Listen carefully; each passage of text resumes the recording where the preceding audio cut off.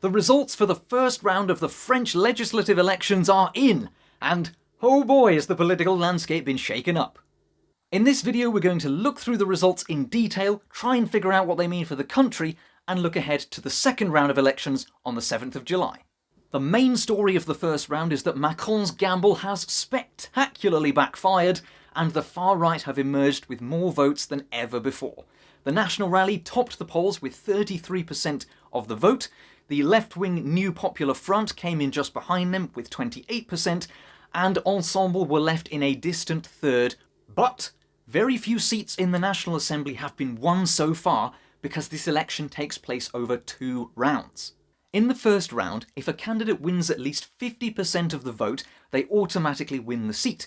But if no candidate reaches that threshold, and in reality very few of them do, then a second round of voting is held. In this case, the second round will take place on the 7th of July and will feature all of the candidates from the first round who managed to attain the support of at least 12.5% of registered voters. Anyone who failed to reach that threshold is eliminated from the contest.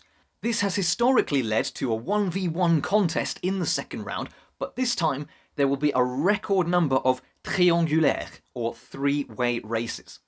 The National Rally won 38 seats outright in the first round, the New Popular Front won 32, and Macron's Ensemble coalition has emerged with just 1.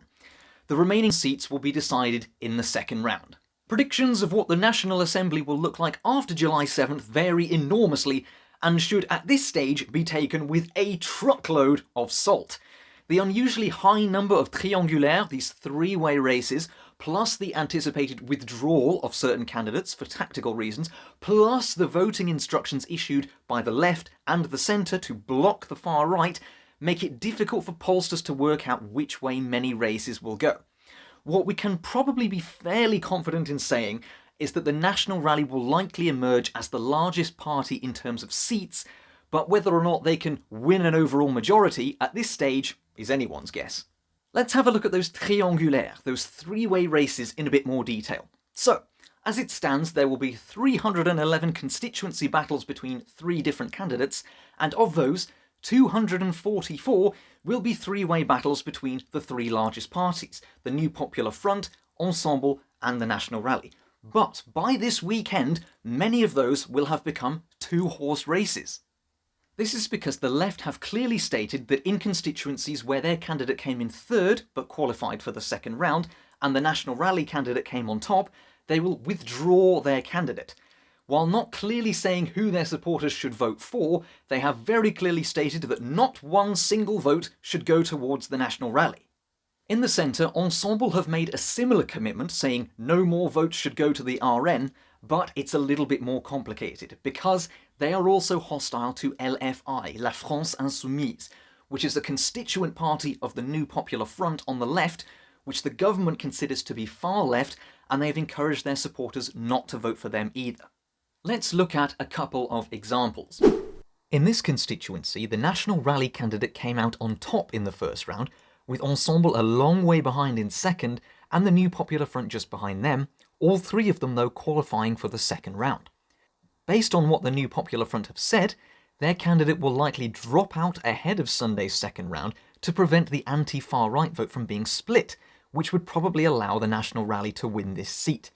By dropping out, they effectively make it a referendum, far right versus anti-far right, and give the anti-far right bloc, or what you might call the Republican bloc or the Republican Front, a much better chance of success. Now, in this constituency, we have a similar situation. The same 3 parties qualified for the second round, but with the National Rally narrowly in front, the left in second and the centre in third. In this scenario, again, assuming they're true to their word, the Ensemble candidate should withdraw from the second round, leaving the New Popular Front candidate as the only anti-far right option, making it much harder for the National Rally to win the seat. Now, you might have noticed that the New Popular Front coalition's candidate has the letters EELV under their name. That's the initials of the Green Party, so they're a Green Party candidate standing under the banner of the New Popular Front. Now this matters, because Ensemble have said that they will withdraw their candidates in support of Greens and Socialists running under the New Popular Front banner, but they don't want to support LFI, La France Insoumise candidates, under the NFP banner because they consider LFI to be too far left. So in this third example, in theory, the Ensemble candidate wouldn't withdraw to make way for the NFP candidate because the NFP candidate belongs to LFI. In the second round, you don't need at least 50% to win, you just need to get more votes than any other candidate. So the anti-far right vote will likely be split here, making it much more likely that the National Rally get the most votes and win the seat. So there are a lot of different factors at play here, and it leaves the outcome of next Sunday's vote very uncertain at this stage. The strength of the Republican front will be tested to its limits, and tactical voting will likely play a significant role in determining who governs France from the 8th of July onwards. So there you have it, your detailed breakdown of the first round of the French legislative elections. Thanks for watching, and I hope you feel like you're up to speed with the situation now. I will of course be covering the second round of the elections next week, so feel free to subscribe if that interests you, and if you enjoyed the video and feel like hovering over that like button, giving it a click, I certainly wouldn't stop you. Thanks again for watching, and I'll see you very soon. Bye bye!